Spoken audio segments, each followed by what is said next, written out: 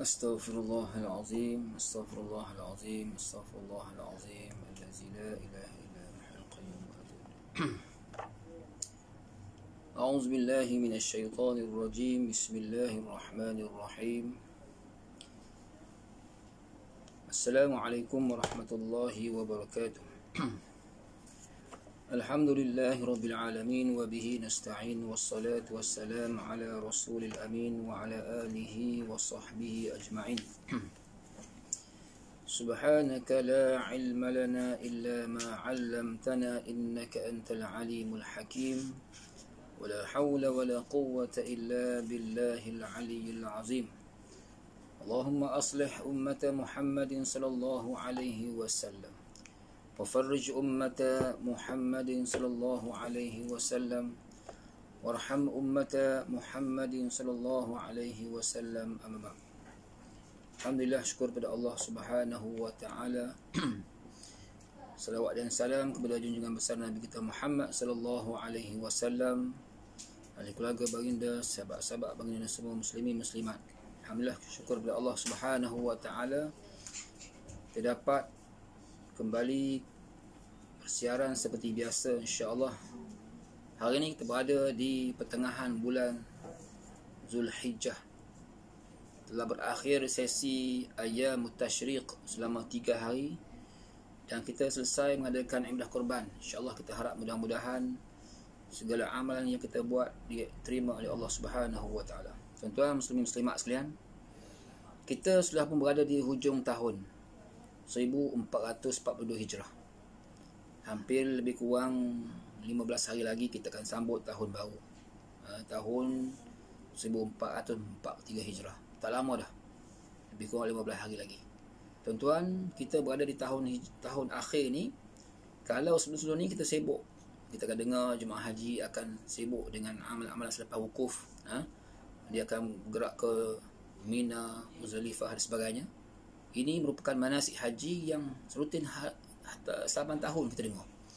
Malangnya tahun ni dan tahun lepas dah lama dah tak dengar isu-isu ni. Kita harap mudah-mudahan Allah angkat wabak ni, dapat kembali seperti biasa, insya-Allah. Dan dapat kembalilah kita ke Mekah seperti biasa, dan insya-Allah mudah-mudahan dapat meneruskan lagi syiar Islam, dapat meneruskan kembali manasik haji yang telah lama tertangguh. Baik. Walau bagaimanapun tuan-tuan, ibadat korban kita boleh buat seperti biasa. Beruntunglah orang-orang yang dapat rebut amal-amalan di awal bulan Zulhijjah. Yang Nabi sebut ganjarannya banyak orang yang puasa start awal daripada Zulhijjah hingga ke 9 Zulhijjah, iaitu kemuncak 9 ialah hari Arafah, Yaumul Arafah, yang mana kelebihan yang hadis sahih menyebut orang yang puasa pada hari 9 Zulhijjah ini ialah paling hebat gambaran ganjaran pahalanya ialah diampunkan dosanya tahun depan dan tahun sebelumnya. Tuan-tuan, kita hari ini banyak dosa. Di antara tujuan saya baca kitab ni, mudah-mudahan kita tahu dosa ni kita akan sentiasa beringat, tuan-tuan. Jaga diri kita, kawal diri kita, kawal keluarga kita, semua masyarakat kita, biar kita hari ni tak buat dosa besar. Paling kurang tak buat dosa besar dan kurangkan dosa kecil. Bila kita minta dengan Tuhan keampunan, kita minta Tuhan angkat wabak, kita harap kita bersih. Apa guna kita duk harap berdoa minta dengan Tuhan angkat bala, kita sendiri pun dosa dengan Tuhan. Tujuan kita nak, kalau boleh, biar kita semua ni diampun dosa kita. Kita minta yang pertama, syarat nak ampun diterima di mustajab doa ni, kena bersih jiwa kita. Hari ni ramai orang duk minta, ya Allah, minta doa dak, minta Tuhan angkat wabak, tapi dalam masa sama dia buat dosa tanpa sedar. Jadi ada hadis Nabi menyebut bagaimana Allah nak angkat dosa, nak kabulkan doa dia, sedangkan mat'amu haram wal malbasu haram. Tak, maknanya dia sendiri buat dosa haram, tak buat dosa besar. So nak minta doa, nak minta hajat, apa jua kita minta, pastikan kita ini orang yang sentiasa jaga tidak melakukan dosa-dosa besar dan sebagainya. Tuan-tuan, kita sebenarnya telah masuk tajuk yang kedua. siri ini siri yang ke-6 atau 7, tak ingat lah. Iaitu tajuk dia membunuh diri. Beza. Bunuh diri maksudnya diri kita. Membunuh diri ni maksudnya membunuh diri manusia, jiwa-jiwa manusia. Membunuh. Sikap membunuh. Tajuk kita yang kedua ni qatlun nafs. Membunuh jiwa. Atau membunuh diri sama diri manusia itu, atau membunuh diri sendiri. Kalau bunuh diri sendiri itu qatlun nafs. Nafsahu. Bunuh diri sendiri. Tapi tajuk umum ni, tajuk iaitu kita bincang tentang konsep qatlun nafs, bunuh diri. Itu membunuh manusia. Bukan bunuh diri yang orang duk angkat ambil tali gantung itu dah. Itu bunuh diri. Yang ni qatlun nafs bermaksud membunuh diri ataupun membunuh jiwa-jiwa. Nak biar jelas sikit pencerahan. Baik. Tuan-tuan, dalam Quran banyak ayat Quran menyebut tentang larangan membunuh jiwa-jiwa manusia ni. Dan di antara fenomena yang berlaku akhir zaman ni, banyaklah manusia ni yang membunuh jiwa manusia lain dengan pelbagai faktor, pelbagai alasan sebagainya. Apa jua alasannya kita kena bahas, kena tahu. Jadi mudah-mudahan tajuk yang yang kedua ni malam ni kita akan kupas bersama, insya-Allah. Kita mulakan dengan beberapa petikan ayat Quran. Mudah-mudahan dapat kita mengambil nas yang tepat. Quran merupakan nas qat'i yang kita rujuk. Baik, tuan-tuan, lihat pada ayat yang ke-92 surah An-Nisa. A'udzubillahi minasyaitonirrajim. Bismillahirrahmanirrahim. Dirujuk dalam Quran masing-masing. Allah berfirman, وَمَنْ يَقْتُلْ مُؤْمِنًا مُتَعَمِّدًا فَجَزَاؤُهُ جَهَنَّمُ خَالِدًا فِيهَا وَغَضِبَ اللَّهُ عَلَيْهِ وَلَعَنَهُ وَأَعَدَّ لَهُ عَذَابًا عَظِيمًا. Sadaqallahul azim. Ayat tamam. Dalil yang mengatakan haram bunuh ni banyak, tuan-tuan. Bukan satu je, banyak. Ni surah An-Nisa, kita baca tu makna dia. Maksudnya apa? Sesiapa yang membunuh seseorang mukmin, ni bab pertama ayat masuk Tuhan sebut, sesiapa yang bunuh orang mukmin dengan sengaja, maka balasannya ialah neraka Jahannam lah, dan dia kekal dalamnya. Allah murka kepadanya dan melaknatinya serta menyediakan baginya azab seksa yang sangat besar, tuan-tuan. Kita mulakan mukadimah ayat ini. Kita orang beriman. Ayat ini Tuhan laknat orang beriman dulu, sesama Muslim. Hari ni Masya Allah, Tabarakallah, kita hari ni, tuan-tuan, orang guna medsos, media sosial hari ni bukan tak baik-baik, tapi ada kalanya berlebih-lebihan. Dia jadi over. Dia obses terlalu main sosial sampai tahap dia terlalu obses benda ni, main media ni sampai tahap berlebih-lebihan hingga membunuh karakter orang tu. Bunuh juga. Hari ni kita sebut bab bunuh. Bunuh ni rupanya bukan bunuh dengan zaman canggih, tuan-tuan. Orang nampak dulu pegang pedang, pistol, tembak. Zaman hari ni membunuh karakter. Membunuh karakter orang. Nak bunuh orang tu biar jatuh, biar dimalukan. Ini juga membunuh. Dalam Quran Tuhan sebut, وَمَنْ قَتَلَ مُؤْمِنًا مُتَعَمِّدًا. Allah sebut, sesiapa yang bunuh manusia. Dalam ayat ni Tuhan sebut mukmin, orang beriman. Nak kabur, nak didik kita hari ni, tuan-tuan, betapa Allah Subhanahu Wa Taala melarang kita, sesama kita orang Islam, orang beriman, berbunuh. Sebab apa? Sebab satu benda yang Tuhan sangat murka, tuan-tuan. Tuhan sebut, wa ghadiballahu alaihi. Orang mukmin yang bunuh mukmin, Tuhan paling murka. Wa la'anahu wa a'adda lahu azaban azim, tuan-tuan. Bayangkan, ini orang mukmin, sesama mukmin, berbalah, hasad dengki, buruk sangka, tak puas hati, bunuh pula. Bunuh di sini tak mesti bunuh dengan mata kasar kita, tikam, tak mesti. Membunuh karakter juga termasuk bunuh. Dengan tulisan dia di Facebook, dengan di Twitter, dengan di Instagram. Banyaklah benda-benda yang hari ni yang kita lihat akhirnya menyebabkan kawan ni jawab balik. Allah, hari ni pun Allah dahsyat, tuan-tuan. Yang peliknya netizen, pengikut-pengikut, likul hazbin bima ladaihi farihun.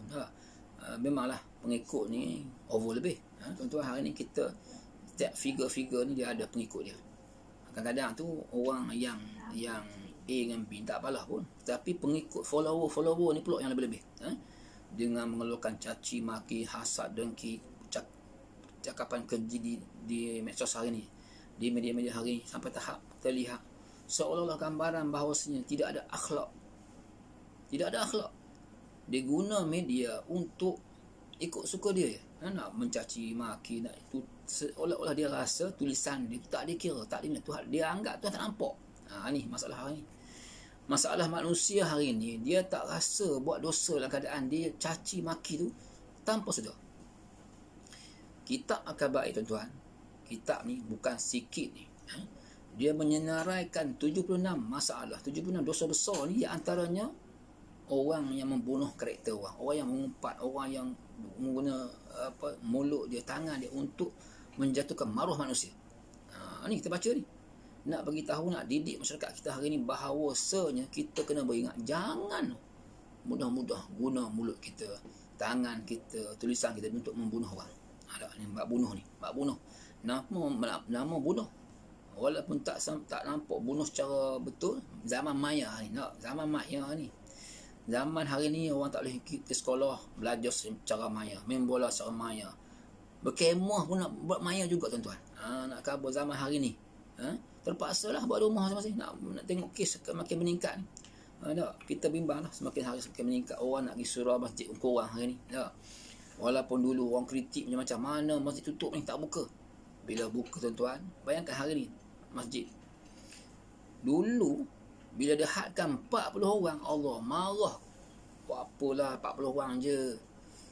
Sampai berebut, ambil nombor sekian-sekian. Sanggup mari sejam, 2 jam.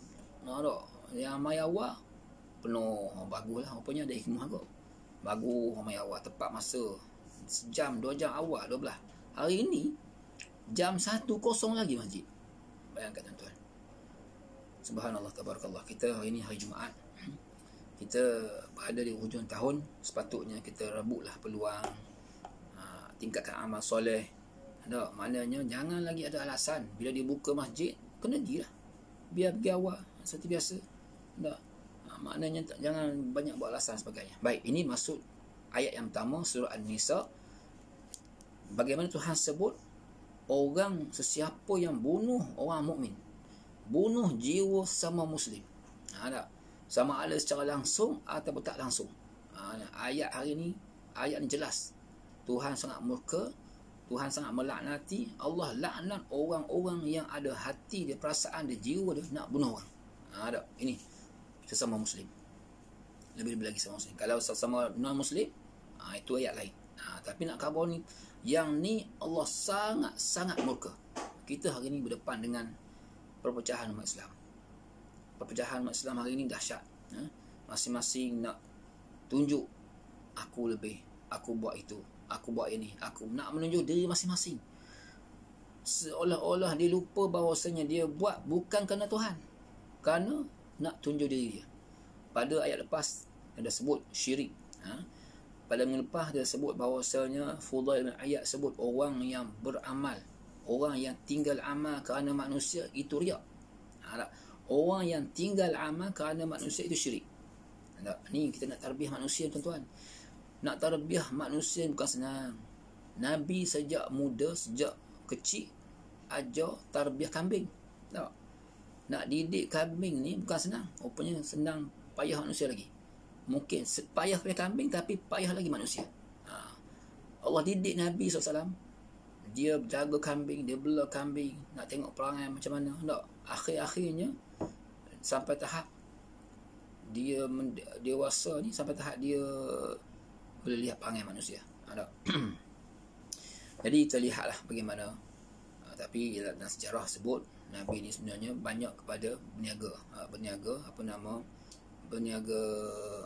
benda-benda yang Nabi buat ni. Walaupun Nabi seorang yang yatim sejak kecil, berdikari, banyak bidang-bidang yang diceburi, berniaga sebagainya. Baik, tuan-tuan.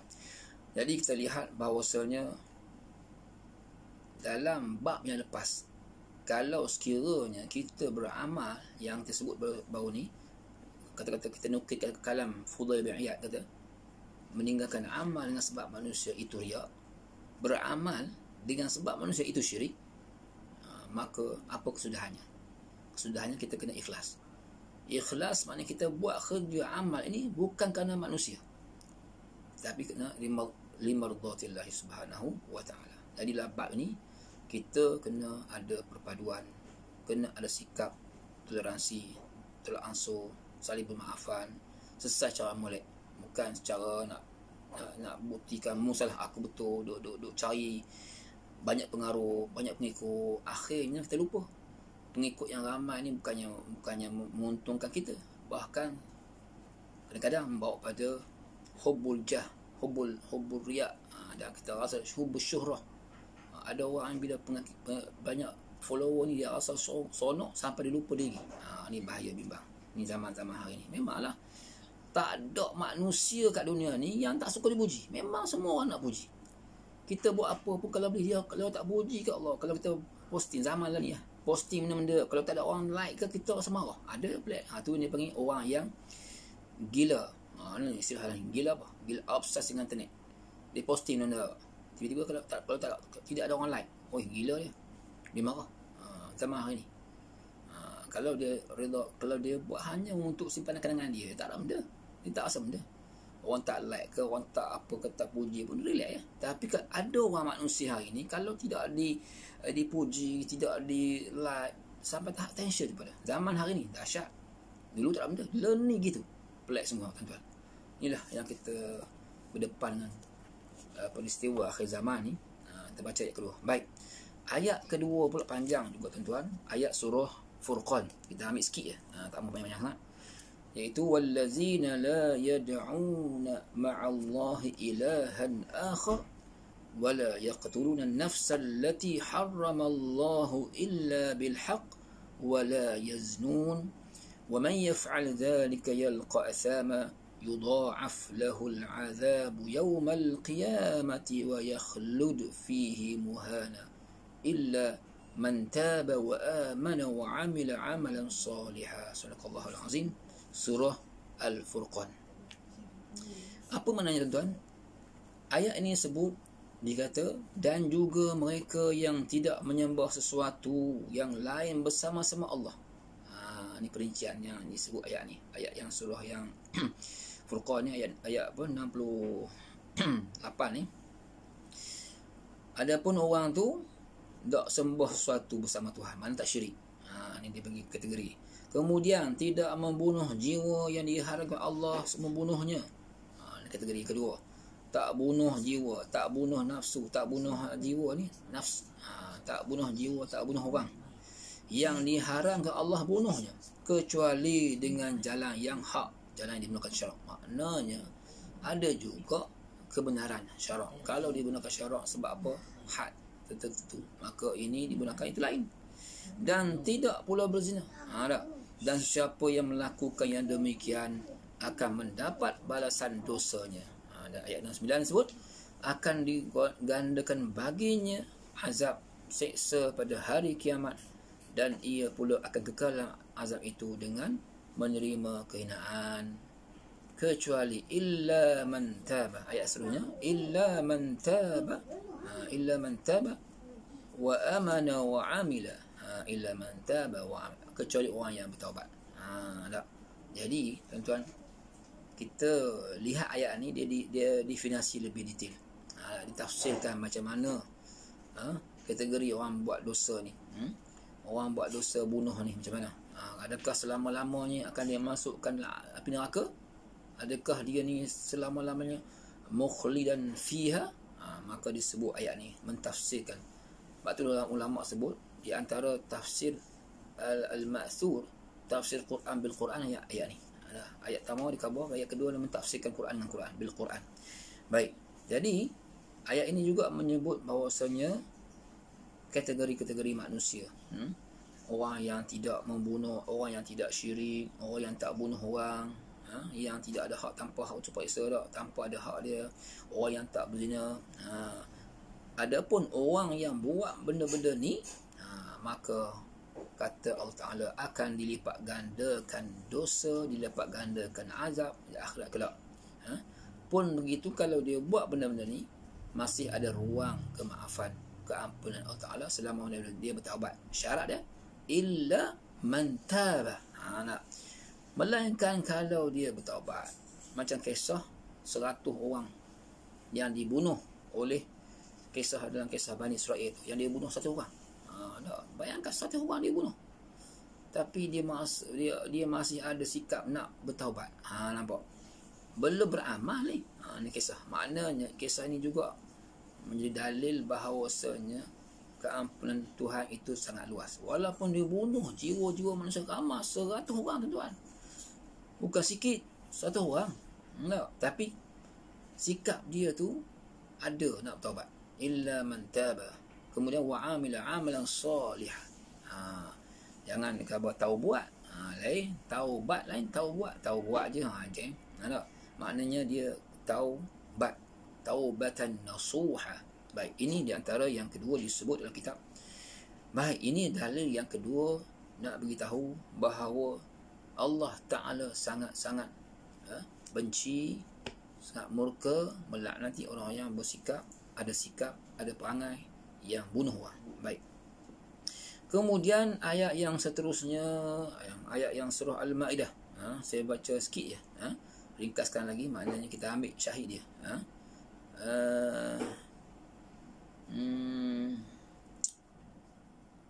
Surah Al-Ma'idah. Man qatala nafsan bighairi nafsin aw fasadin fil ardi faka'annama qatala an-nasa jami'a.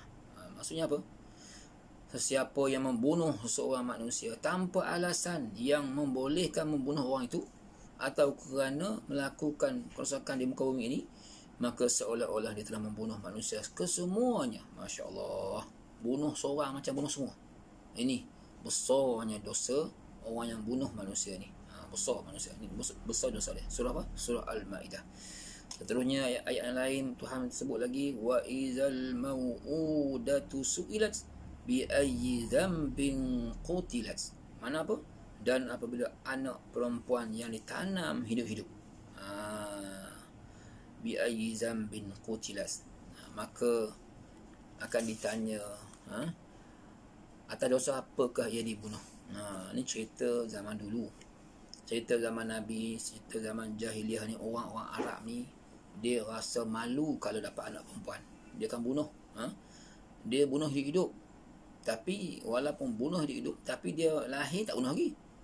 Dia lahir, dia bela dulu. Dia bela dulu sampai tahap sekian-sekian umur, dia bunuh. Zaman hari ni, tuan-tuan, lebih kejam. Dok dan lahir dalam perut, dia makan ubat gugurkan anak, gugurkan janin, ataupun dia makan benda-benda, akhirnya dia mengeluarkan bayi tu, dia buang, ataupun lahir-lahir dia buang hidup-hidup. Sekarang ni zaman canggih hari ni. Zaman dulu tanam hidup-hidup, masanya dia bela sekejap juga. Mana lahir dalam keadaan dia ambil sambuk dia bela, tapi sampai dia rasa bunuh. Ni belum kena bumi, belum sampai tahap bernafas dah dibunuh. Ramai dah. Kerana apa? Kerana maruah, kerana nak jaga maruah, kerana malu sebagainya. Hari ni, tuan-tuan, dalam bab ni Tuhan sebut bahawasanya orang yang membunuh anak dia sekalipun, walaupun anak dia dah lahir secara tak sah taraf, berzina, bab-bab bunuh diri ni, bab-bab bunuh orang ni, bab-bab bunuh anak-anak kecil ni semakin berluasa. Di negara barat tu lebih lagi lah, statistik yang tinggi. Kita hari ni pun dah di Malaysia sendiri pun banyak dah yang membunuh, bahkan kelahiran anak tak sah taraf yang dibela di pusat-pusat jagaan ni berlambak-lambak. Banyak sangat dah. Kita sangat bimbang, sangat sedih akan senario yang berlaku hari ni, yang mana generasi-generasi ni akan membesar dalam keadaan dia bukan dosa dia, dosa mak ayah dia yang buang dia. Kemudian dalam keadaan anak ni tak berdosa ni lahir dalam keadaan begitu, tak mustahil juga bila dia lahir dalam keadaan itu dia akan ikut balik kama tadinu tudan. Macam mana mak ayah dia buat, dia akan dia maka benda generasi ni akan masya-Allah tabarakallah. Keturunan nasab yang tak baik. Ya, anak tu tak dosa. Tapi maknanya mak ayah yang jahat ini, yang terlanjur buat benda-benda yang mungkar, berzina sebagainya, melahirkan anak luar nikah, malu ke diri, bunuh sebagainya. Ini dosa membunuh ni merupakan dosa besar yang tidak diampunkan kalau tak bertaubat. Kalau dia bertaubat, dia main-main, ada kan ni dia berzina, tak bertaubat, sonok buat jahat lagi. Jangan. Kita minta mudah-mudahan orang yang terlanjur ni taubat, kembali kepada kita minta ampun dengan Tuhan. Kita beramal soleh, insya-Allah mudah-mudahan Tuhan ampunkan dia. Jadi ini di antara bagaimana Tuhan sebut ayat yang ketiga, keempat ni, bahawasanya tidak boleh membunuh jiwa-jiwa manusia, anak-anak kita sekalipun. Kenapa? Kerana mungkin sebab malu hari ni, kerana buat dosa-dosa sebagainya. Baik. Seterusnya Allah Ta'ala sebut dalil Quran, dalil hadis. Nabi sebut ijtanibul sab'al mubiqat. Fa zakara qatl nafs allati harrama Allah illa bil haqq. Baik.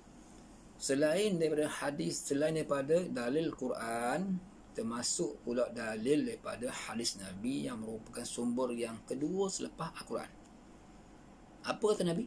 Nabi kata ijtanibus sab'al mubiqat. Tinggalkan, jauhilah 7 dosa besar. Maknanya hadis ni cerita hak pertama 7. Hak ni dosa besar yang paling besar 7. Yang pertama syirik, yang kedua bunuh. Rupanya ranking kedua selepas syirik bunuh, tuan-tuan. Masya-Allah, orang yang bunuh anak ni termasuk besar-besar.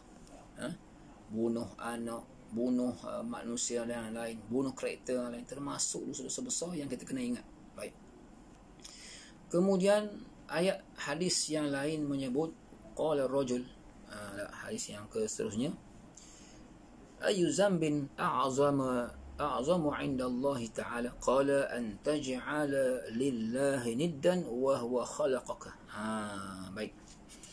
Dalam hadis yang lain Nabi SAW ditanya oleh salah sahabat Nabi, apakah dosa yang paling besar di sisi Allah Subhanahu wa taala? Kata Nabi jawab apa? An taj'ala lillahi niddan.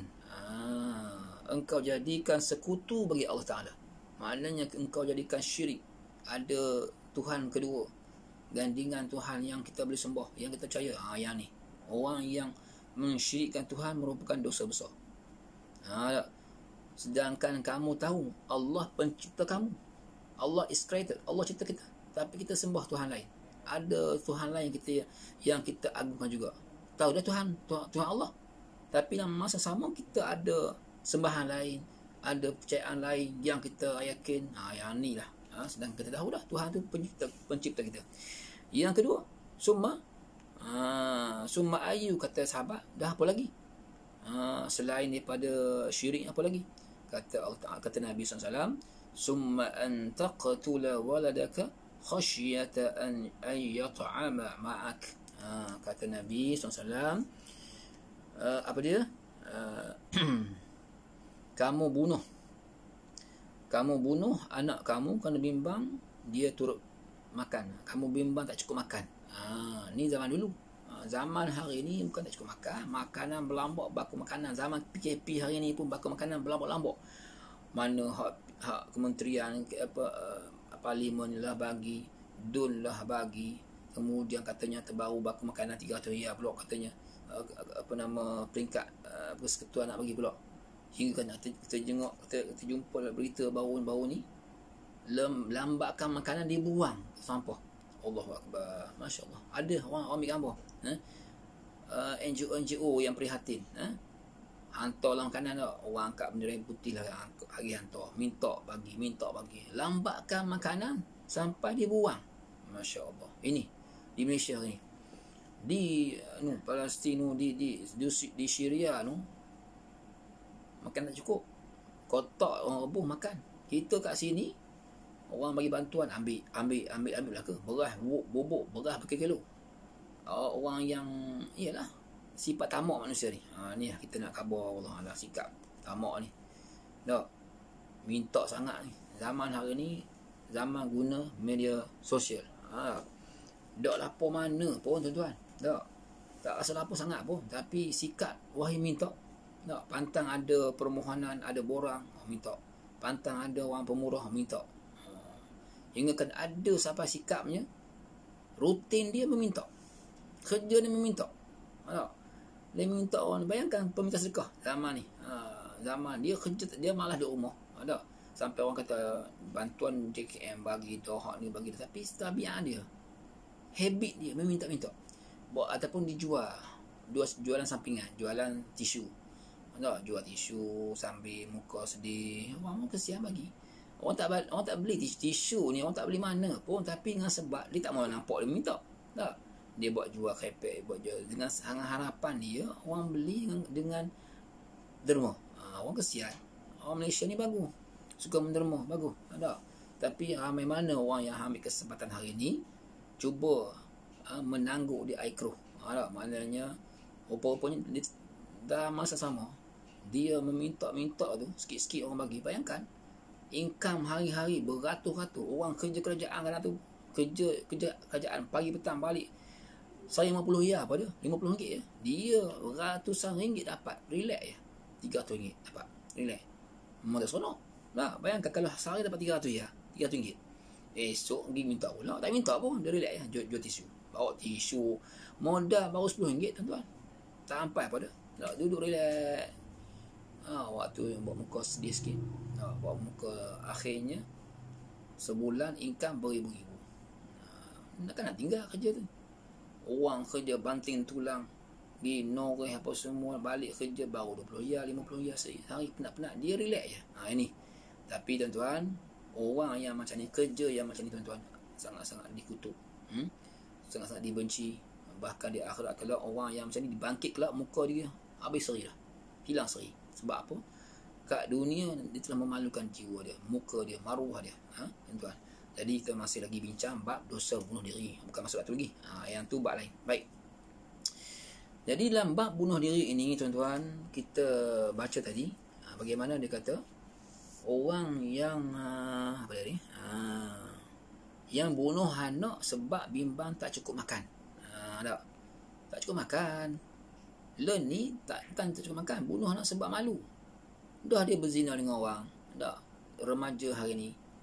Yang tidak ada akhlak, kurang dekat agama, bergaul di media sosial, kemudian terjebak, kemudian bebas bergaul ni, akhirnya terlanjur sebagainya.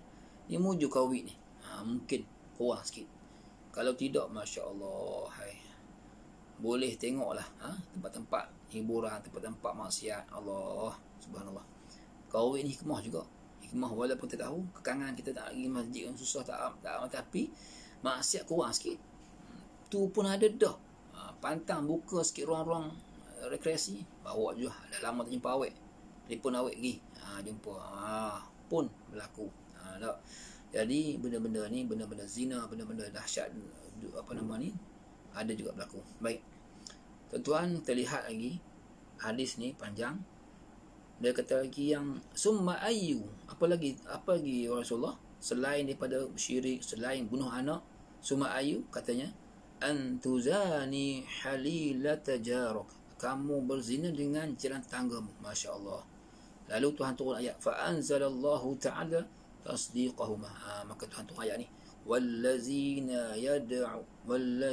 la yad'una ma'allah ilahan akhar wa la yaqtulun nafsa allati harramallahu illa bilhaq wa la yaznun. Ayat ni, ni lah asbabun nuzul. Kita baca Quran, dia ada bab asbabun nuzul. Baca hadis, ada bab asbabul wurud. Yang ni asbabun nuzul sebab ni lah. Bila mana turun dia, sebab dia sebab nuzul ni, cerita bab ni lah. Sambil kaitkan turun ayat ni. Bila orang tanya Nabi, apakah dosa besar? Nabi khabar lah. Nabi khabar syirik yang pertama. Yang kedua, bunuh anak. Yang ketiga, berzina. Lalu turun ayat Quran menguatkan lagi dalilnya, menguatkan lagi apa yang Nabi sebut. Ayat ni surah Al-Furqan ayat 68. Baik. Seterusnya tuan-tuan, kita masuk cerita bunuh ni tadi, bab bunuh anak. Bunuh anak. Yang seterusnya Nabi sebut idzal taqal muslimani bisayfayhima fal qatil wal maqtul finnar. Qila ya Rasulullah hadzal qatil fama balul maqtul? Qala li'annahu kana harisan ala qatli sahibi.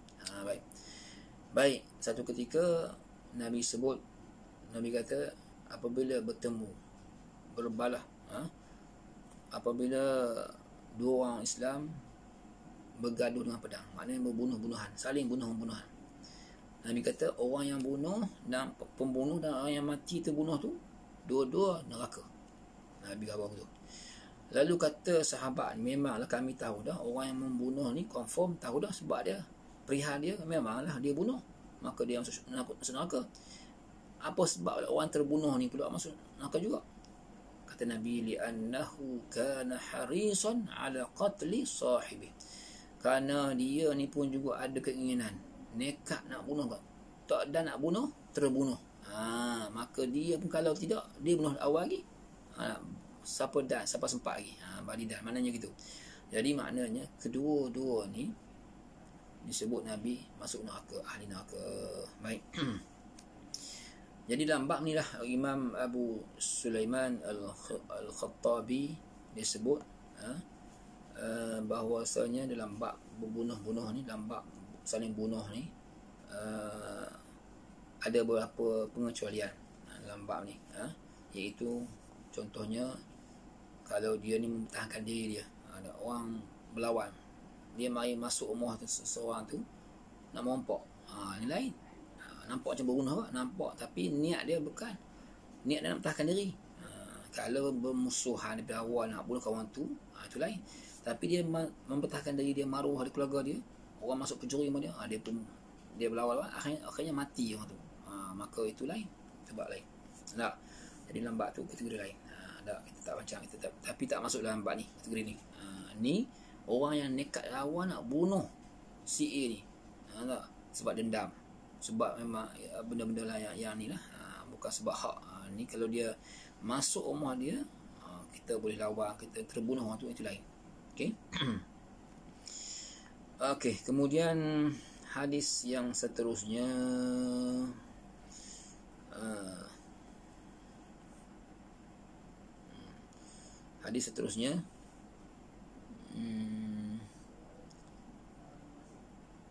qala Rasulullah SAW, la tarji'u ba'di kuffaran yadribu ba'dukum riqaba ba'd. Ataupun hadis yang lain, Quran yang lain, hadis yang lain menyebut la yazal mar'u fi fushatin min dinihi ma lam yatanadda bidamil haram.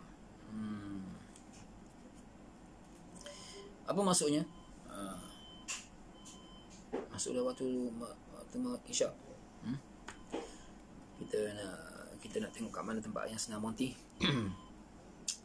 Okey.